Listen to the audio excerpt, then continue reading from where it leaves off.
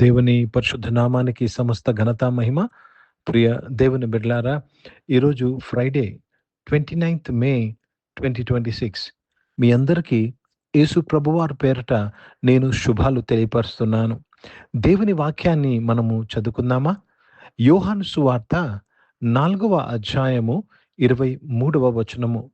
Gospel according to Saint John chapter 4 and verse 23.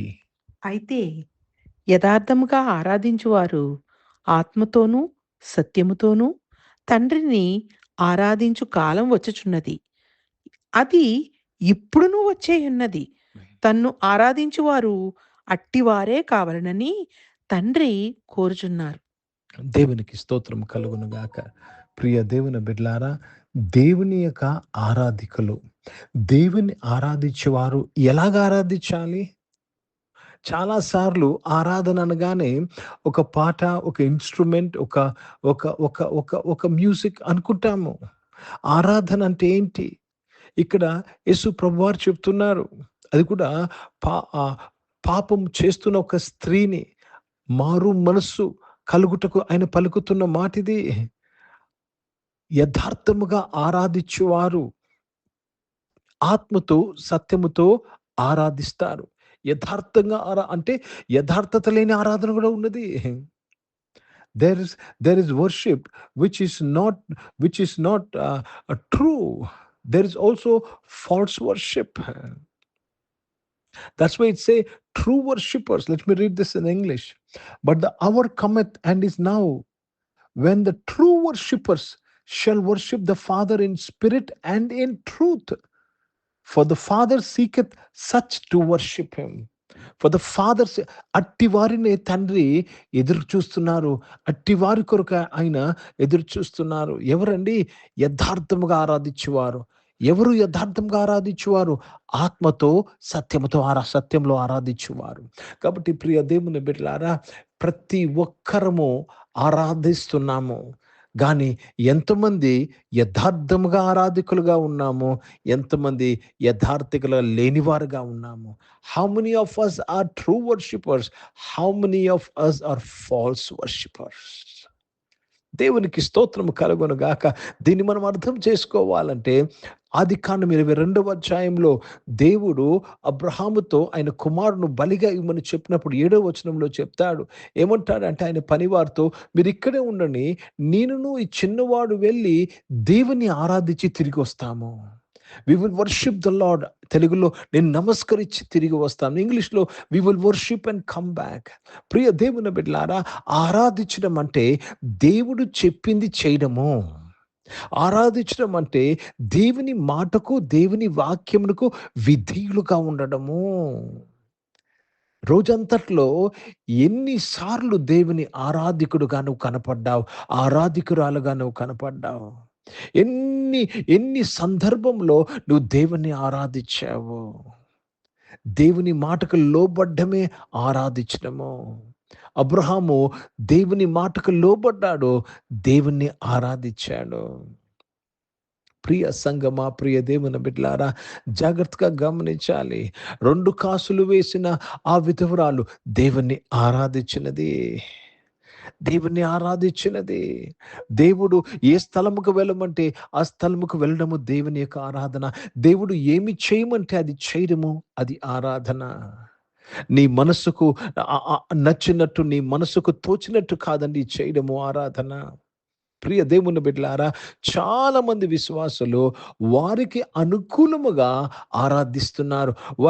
వారికి ఏది correct అనిపిస్తున్నారో దాన్ని బట్టి దేవుని యొక్క దేవుని పని, దేవుని సేవ చేస్తున్నారు. కాదండి, నీకు ఇష్టము కాదు, దేవునికి నచ్చినట్టుగా.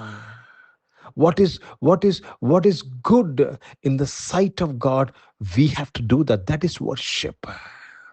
That is worship. हिंदी में पढ़ेंगे यूहन्ना रचित सुसमाचार, उसमें 4 अध्याय और 23rd वचन पढ़ रहे हैं. परंतु वो समय आता है, वरन अब भी है,